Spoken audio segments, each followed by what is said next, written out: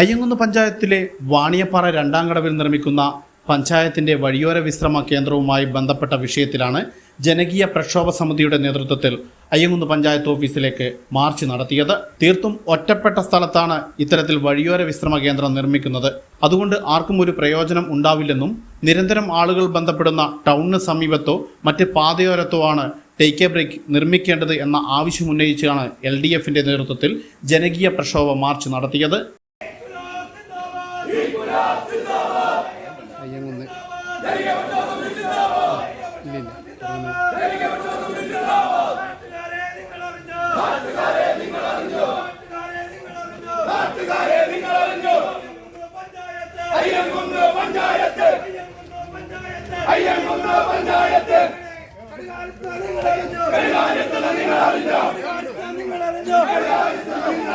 March panchayat ഓഫീസിന് മുന്നിൽ വെച്ച് പോലീസ് തടഞ്ഞു.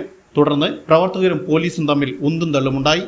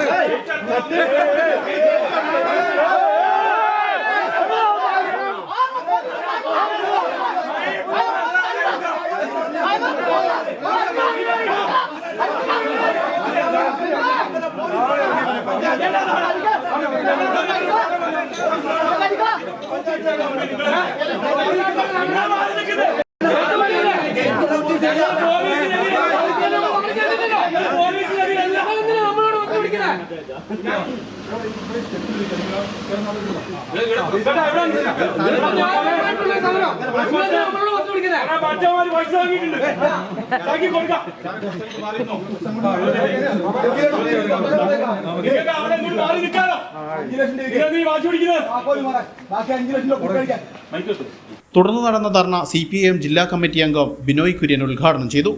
കഴിഞ്ഞ കുറേ നാളുകളായി ഇത്തരത്തിലുള്ള കുറേ ആക്ഷേപങ്ങൾ ഇവിടെ ഉയർന്നു കേൾക്കുകയാണ്. അതിൻ്റെ ഏറ്റവും അവസാനത്തെ ഒരു ഉദാഹരണമാണ് സംസ്ഥാന ഗവൺമെന്റ് ശുചിത്വ മിഷൻ ഫണ്ടുമായി ബന്ധപ്പെട്ടുകൊണ്ട് എല്ലാ തദ്ദേശ സ്ഥാപനങ്ങളിലും അതുപോലെ തന്നെ പ്രധാനപ്പെട്ട ദേശീയപാത, സംസ്ഥാനപാത, മലയോര ഹൈവേ ഉൾപ്പെടെയുള്ള പ്രധാനപ്പെട്ട തിരക്കേറിയ പാതകളിൽ യാത്ര ചെയ്യുന്ന ആളുകൾക്ക് പ്രാഥമികത്തിൽ നിർവഹിക്കാനുള്ള ടേക്ക് എ ബ്രേക്കുകൾ നിർമ്മിക്കുക എന്നുള്ളത്. ആ ഫണ്ട് കൃത്യമായി ഉപയോഗപ്പെടുത്തി ജനങ്ങൾക്ക് സഹായം ചെയ്യുകയാണ് വേണ്ടത്. എന്നാൽ അയ്യങ്കുന്ന് ഗ്രാമപഞ്ചായത്ത് ഭരണസമിതി ആകെ ചർച്ച ചെയ്തിട്ടാണ് തീരുമാനമെടുത്തതെന്ന് തോന്നുന്നില്ല. മെമ്പർമാർ പലരും അറിയില്ല സ്ഥലം തീരുമാനിച്ചപ്പോൾ. പ്രസിഡന്റും ചില ആളുകളും ചേർന്ന് തീരുമാനമൊക്കെ എഴുതി ചേർത്തതാണെന്നാണ് മനസ്സിലാവുന്നത്.